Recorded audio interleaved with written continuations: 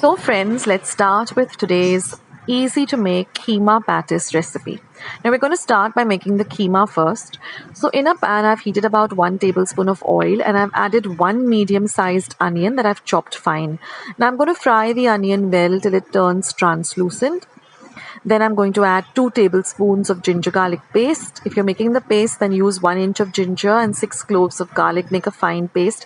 Now fry everything well till the rawness of the ginger and the garlic goes away. Next, we're going to add 1 teaspoon of pepper powder. I've just roasted the peppercorns and ground them to a fine powder in my mixer pot. Now I'm going to add 200 grams of chicken mince. Now here what I've done is I've taken the chicken breast and then I've really made it very fine with a very sharp knife and then ran it through my mixer, but otherwise you can use the ready-made chicken mince too. Now I'm going to cover and cook this for about 2 minutes. Next, I'm going to add about 2 teaspoons of coriander powder. I've done the same thing. I've taken the coriander seeds and roasted them and then ground them to a fine powder. So you can make this in a big batch and keep it in your kitchen pantry and use it whenever you require. I'm going to use 1 teaspoon of cumin powder. Same thing, roast the cumin seeds well or the jeera and then, grind it to a fine powder and transfer it to a nice glass bottle. So it's always good to have, these powders really handy, like pepper powder, coriander powder and jeera powder. So you can make them at home instead of buying the ready-made one. So now I'm going to mix everything really, really well. And I'm going to cook this till the chicken turns, into a nice white color. Now I'm going to add some salt to taste. Now this is the normal way I make, keema at home. This is 1 tablespoon of meat masala. It's a very easy recipe for keema. You can, have keema pav. You can make a keema paratha out of it. Now I'm going to add half a teaspoon of haldi powder, 1 teaspoon of red chili powder, and again mix everything well and fry everything well.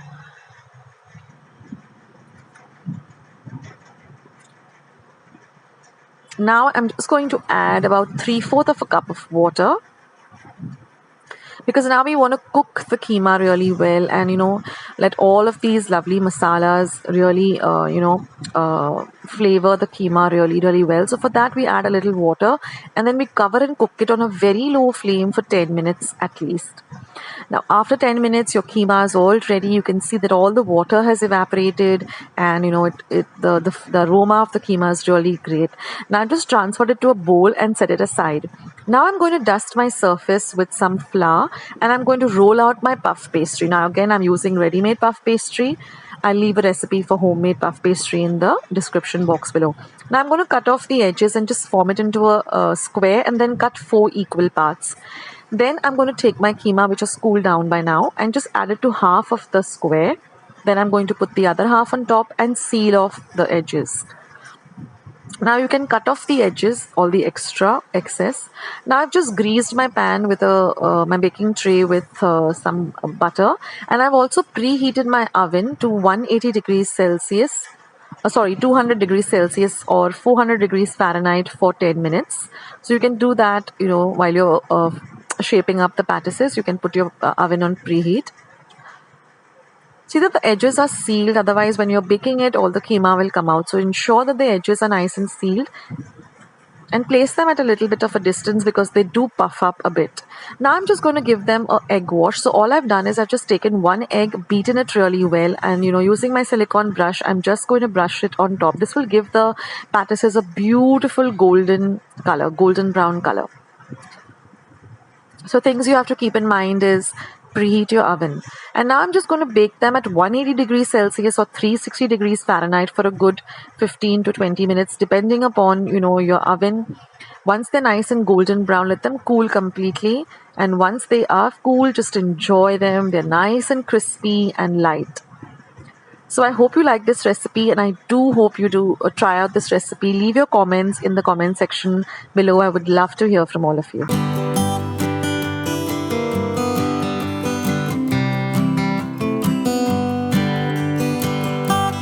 Try out this recipe and let me know in the comments box how you like today's recipe.